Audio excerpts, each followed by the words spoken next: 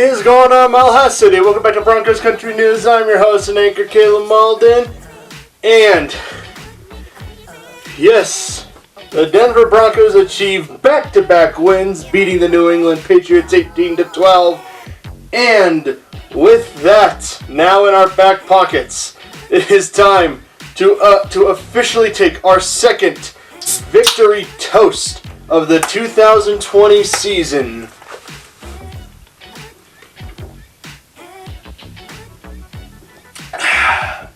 Been stocking up on Orange Crush this year, and I feel I made the right call. This was such a great win, a great game, ugly at times, but you know what? This is such a great win. Let's get into the game recap. So, the Denver Broncos beat the New England Patriots yesterday 18-12. And what ended up being a pretty big upset win for the Broncos. If you don't know, at one point the spread was 9.5 points. And so basically, the media, local media, national media, even our own friggin' radio station, everyone picked the Patriots to win on 104.3 The Fan. Everyone basically said, Broncos have no shot in this game. There's no way for them to win. And the team came out. They played hard, they competed, they did their job, and we pulled off the upset. The big credit needs to go to, of course, the Orange Crush defense doing their job. Here's a drink to them. They did a great job. They got 4 sacks on Cam Newton. Bradley Chubb got a strip sack. That should have been a fumble, that should have been ours, but they fell on it. Malik Reed got a couple sacks. He got through that line. This was like, the blitz was, they were sending the house with blitzes. Clearly Vic Fangio and that defense have finally found a stride where they're sending more blitzes. They're getting more aggressive. They're going after the quarterback. The coverage was amazing. A lot of the sacks that we got, most of the time getting to them, were coverage sacks. Like, he was holding the ball for a long time and they were able to get to him. The coverage was fantastic. They didn't let up anything deep. Sure, you got a few passes here and there, but they were great for the most part. And, like I said, eat down on those short routes. That's exactly what the Broncos did. They told Cam, you want to beat us, go over the top. Can't do that. You know, let's give a big round of applause to the rookie, Michael Ojimoti. Came up big in this game. He forced 2 fumbles, 1 rolled out of bounds before Bradley Chubb could get to it, and then 1 was where Izzo, the tight end, catches the ball wide open over the middle. Ojimoti just jumps on his back and punches it out. That was actually really cool to see. Bryce Callahan got a pick, a backhanded, one-handed pick. Yes, the pass was behind him. He had to turn back and pick it off, and he did. We had another pick today on the first drive of the game for them on offense. Shelby Harris, best big man hands in the league. There's no debating that. He smacks the ball up in the air, and Deshaun Williams, who was a practice squad player, I didn't even know who he was before last night, and he intercepts the ball off the swatted pass from Cam Newton. And that gets us in position. The defense played fantastic on the last drive. Fangio got balls. He sent that big all-out blitzing both safeties, but it ended up working because even though they didn't get to Cam, they forced him to throw a terrible pass, and it worked in our favor. I love what I saw from the defense. Vic Fangio needs to follow this blueprint every single time going forward. The fact that they had Cam, we didn't have Von Miller, we didn't have AJ Boye, we didn't have Atachu, we didn't have Jarrell Casey, not an issue. Everyone did their part. The defense gets a game ball for me. They deserve all the credit for this for the win that they did. This defense is fantastic, guys. I love what I saw from us.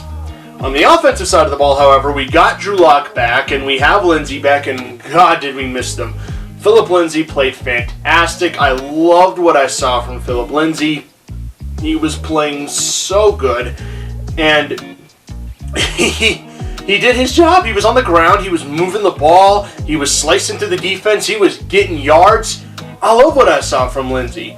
And even Drew Lock, up until the fourth quarter, which we'll get to, he looked okay, actually. He looked poised in the pocket. He made some beautiful throws to Tim Patrick. We couldn't get in the end zone because he throws 2 passes to Ojimoti, his old Ojimoti, I think that's how you say it, according to him. Goes right through his hands the first time, and then it hits him in the chest and rolls off the next time, and that was his favorite target in college. But the young kid, Albert O, he did okay other than the drops. He had an okay coming out, with his rookie debut. Drew Lock found him a lot. Clearly, he knew what he wanted to do. That was some old college chemistry. That was cool to see. Drew clearly did look a little rusty coming back, and his stats do not look great. But he threw some good passes. They had 3 or 4 drop touchdown passes. He could have easily had 4 touchdowns in this game. This should have been a blowout. Deshaun Hamilton frickin' had a ball wide open down the sideline. It hits him in the chest, and he doesn't catch it. Which is so frustrating if I'm Drew Lock. It's like, I'm giving you this. Please pull it in. Nobody could catch a thing. Like, we were missing Cortland Sutton and Noah Fant yesterday. That's where we're missing our young guys. And the Patriots are doing their job. They were locking down on Judy and Patrick. They made sure, hey, we know those 2 are your best targets. We're not going to let them catch the ball. You're going to have to throw to these other guys who struggle. So the Patriots did their job on defense. And yes, let's get to the 2 picks that Lock threw. The first one is, I don't know what that was. It looked like a miscommunication between him and Tim Patrick. Clearly, he was trying to throw a back shoulder route to Tim Patrick, and Patrick wasn't looking for that. And it resulted in a pick. Clearly, there was a miscommunication. They were off on that. That's fine. They can get that ironed out.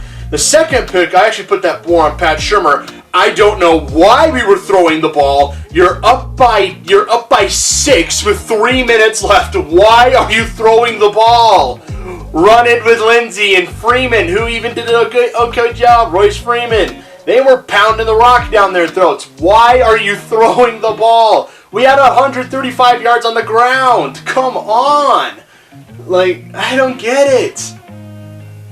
Regardless, the defense bailed out our offense. Vic Fangio next time needs to go to Pat Shurmur and say, okay, next time we're running the rock. And here's the thing. Drew Lock did get really aggressive at times, and I loved the deep shots that Drew was taking.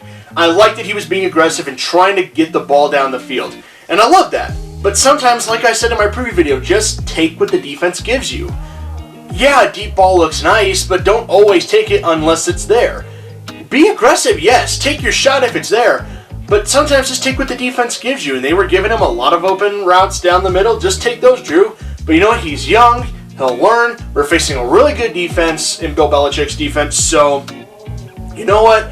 Drew did not look as bad as his stats say. If you watch this game, you know there were a lot of drop passes. He should have had 3 or 4 touchdowns. He looked pretty poised. Those 2 interceptions, one was on him and Tim Patrick. I don't know, the miscommunication on the route. One I put more on Pat Shurmur because I don't know why you're throwing the ball when you're down by that much.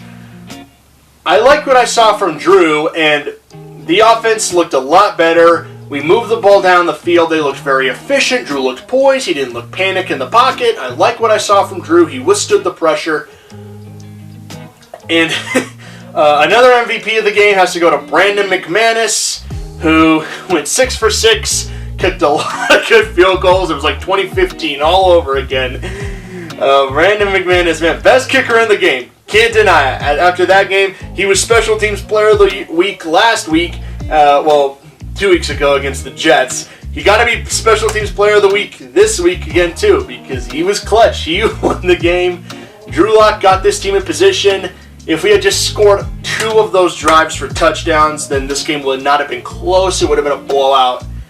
But you know what? A win's a win. I'll take it. And just because I have a feeling this is going to be thrown out there, yes, with Brett Rippon, we did score 37 points. Also, remember, he did throw 3 interceptions and a pick 6. But still, we did score 37 points with Brett Rippon, as opposed to 18 points for Drew Lock. I do put a good amount on the play calling. They were aggressive getting down the field, and they got really conservative in the red zone. God knows why. But here's the thing. The Jets' defense is ranked 29th overall by Pro Football Focus, and by Pro Football Outsiders, they're 25th in defensive efficiency rating and DVOA. Patriots, on the other hand, while they are 21st in DVOA and defensive efficiency Pro Football Outsiders, Pro Football Focus has them the 13th ranked defense. That defense is no slouch, guys. It's a Bill Belichick defense, and we saw it yesterday. against, we saw yesterday. They kept us out of the end zone. I had a feeling had Brett Rippon played yesterday, it would have gotten ugly. Way uglier than it did. And you know what? Drew Lock has this. He's officially the youngest quarterback to ever beat Bill Belichick in Foxborough. So Drew Lock has that under his belt, guys. It's really hard to be negative even with some of the ugly things that happen. It's so hard to be negative because we have life again. This season has life again. We are 2-3, back-to-back wins, and we were technically underdogs in both games. The Jets were technically favored over us, not by much, but they were favored, and we won that game. So, hey, I'm just saying, guys, now we have our quarterback again, and now we're probably going to get Fant, Boye, and Hamler back next week. We may have Gordon, too. Who knows? I don't know, guys. This team looked so good, and honestly, I just hope that now if the offense could just cash it in the red zone. If the offense can cash it in the red zone, this team would be complete. Just cash that in with the defense we're playing. Cash in those red zone drives. Get touchdowns. Hard to be negative, guys. This is a great win. I feel so good right now. This team has life again. This season has hope renewed. I will make a preview video about the Chiefs next week, but I'm not going to think about that right now. I'm just going to enjoy this win. So get a can of Orange Crush or whatever you fancy. Take a victory toast to this team. Please let me know your thoughts down in the comments below. Be sure to follow me on Twitter and Instagram. I'll put the links in the description below.